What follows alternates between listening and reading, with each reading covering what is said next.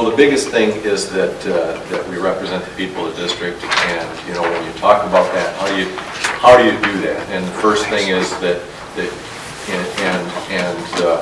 maybe everybody doesn't approach it the same way, but I say the first thing that you do is you pray for guidance. Amen. Right. The second thing you do is you listen for that guidance, and you listen for it from up above. You also listen for it from the people that you work for, and that's what I try to do.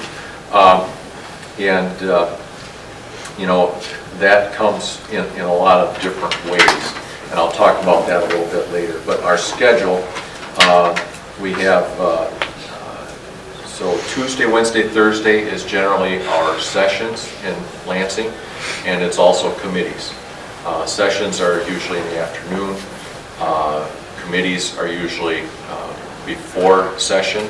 Some of them lead right up to session. And if we have a specific, there are some committees that meet kind of on a regular basis after session, but a lot of our committees, if we have something that needs to be addressed, say that, for instance, we've had situations recently where we've had a lot of people in committee, which in committees, the general public is welcome in those committees and also has the opportunity to put in a card saying that they want to testify.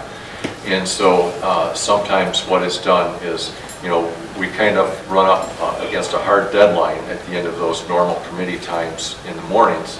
And so what we will sometimes do is reconvene, and the chair will say, hey, we will reconvene 10 minutes after session releases.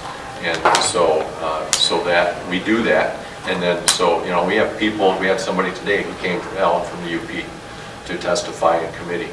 And so, what we'll try and do in some of those cases is allow those people to come in. We get in a spot sometimes where we limit people to, a shorter time to testify in order to get to more people. But that's really important time to hear what different people have to say. Sometimes it's individuals, sometimes it's various interest groups. And some of those interest groups might just include clubs, but it might also include business groups and so forth. So, you hear from Farm Bureau, you hear from Chamber of Commerce, the Federation of Independent Business, and many different groups that will talk on different issues. Then in addition to listening to those, we research the bills. The bills are available to us online. We all carry these, and we can get it there. Wherever we have the internet, we can pull those bills up. In addition to just the bills, we also have commentary on those bills from both Republican policy staff and also the overall policy staff and fiscal agency. If it's something that has a money component to it, an extra cost or lesser cost, then the House Fiscal Agency will comment on those things, and you can look at it and say, this is their prediction. And so, those are all areas that we look at. We also try to make a point to talk to our constituents at home, talk to experts in the field on the specific area that is being brought up. So, if it's an insurance issue, we try to talk to insurance agents, we will also always get talked to by lobbyists on both sides of the issue. Now, lobbyists, you kind of learn who the ones you can really trust and who the ones you can't maybe trust so much. But they do give you a lot of information, and you have, if you're going to listen to any of them, you need to listen to all of them, because they obviously will sway it to their direction. So, but they do give you a lot of good information, and you learn things that you might not hear otherwise. So they're all people that we have to listen to, that we need to, and we do that. Also, we talk to the department personnel, the state department personnel that are affected by this as well. We've been working on things that have been for the DEQ or for DNR, and for things that they're going to have to do. And so we talk to them, we talk to people that are affected by those, and so there's a fair amount of research that needs to be done in those instances. The committees, and there are, I think, 24 committees. I'm on 5 different committees. I'm on, so I don't forget any, agriculture, commerce, financial services, judiciary, and natural resources. Fairly wide array of things, but I enjoy them all. They're interesting, and it's good to get input from people, and there are just a lot of different issues that come about there. Additionally, we have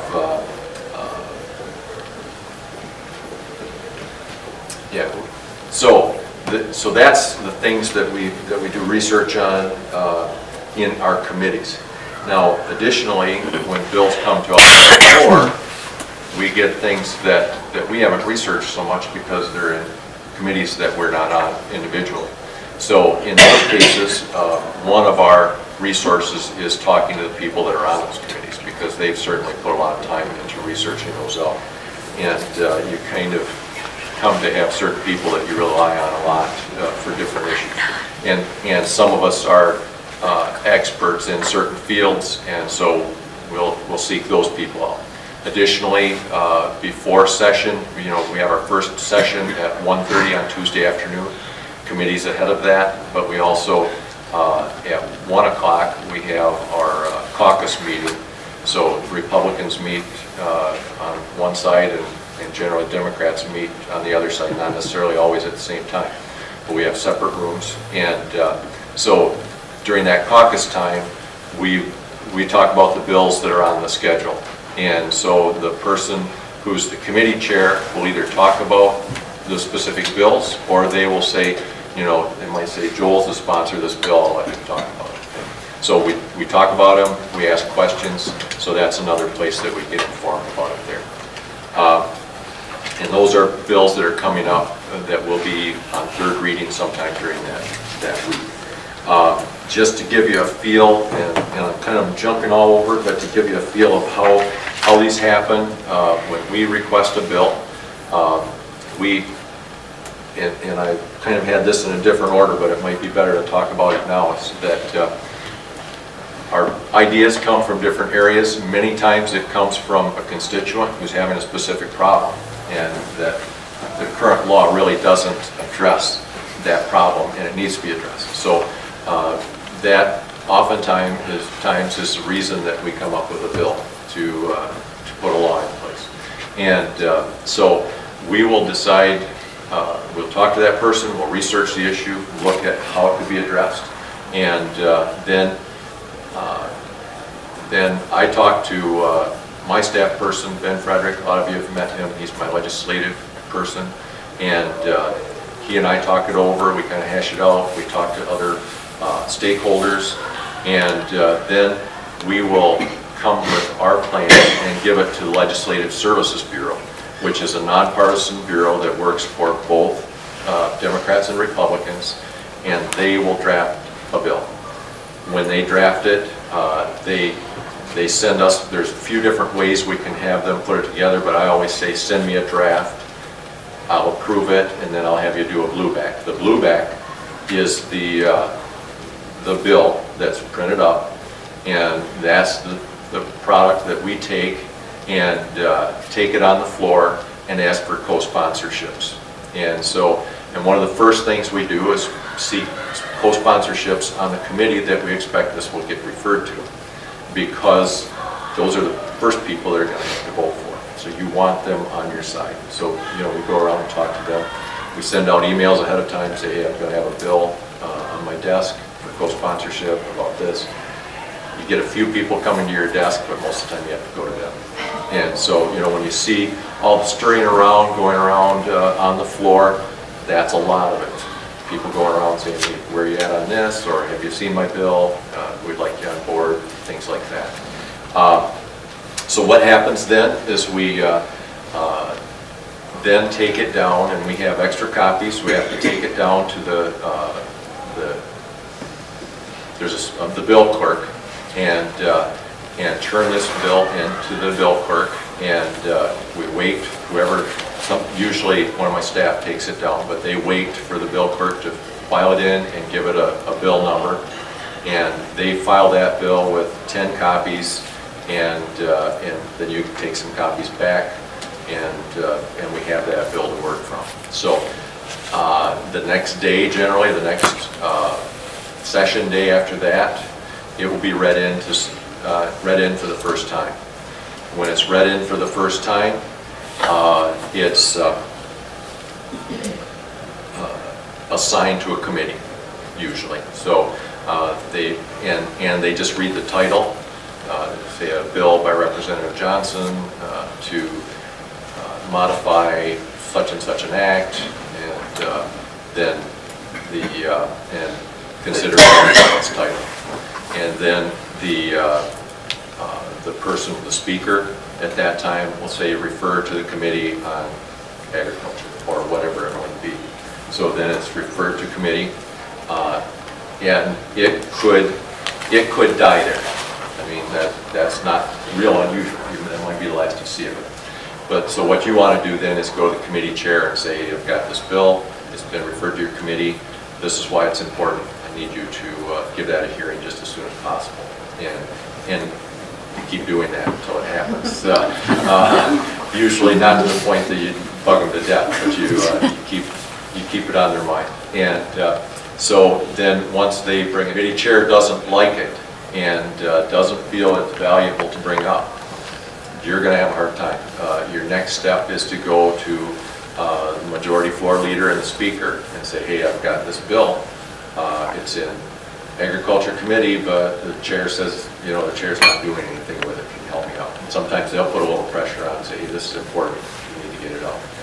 And so they might give a hearing on it. If there's not good support, that could be the end of it. If there is support, then it will, after the hearings are pretty well through, which usually it's 1 or 2 committee meetings, and there might be more than one bill that's up for discussion during a committee meeting.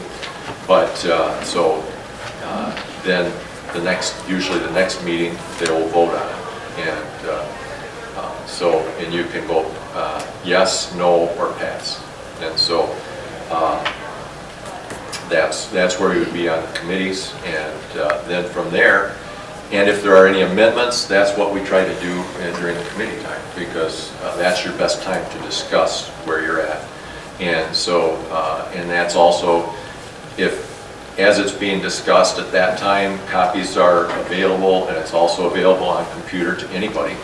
And so stakeholders will also come out and say, hey, I like this bill except for, and then they'll say, this one little part I don't like, or if we just added this one little thing, I'd like that, and then the sponsor can say, oh yeah, I never thought of that, that would be great, or no, that would totally change the intent, and that's not what I'm thinking. And so then, then you move from there.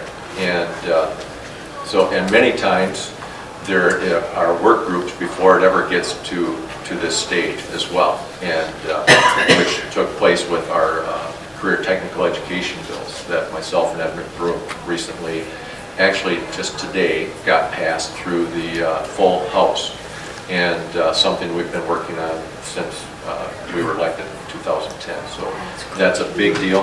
However, we have a situation with that. For an example, that bill then now heads over to the Senate, where we have a senator who was a state rep at the time Michigan Merit Curriculum was put in, and he doesn't see any problem with Michigan Merit Curriculum. So we have to, by the fact that we had really good support in the House, my bill passed 87 to 22, I think it was, and very good bipartisan support.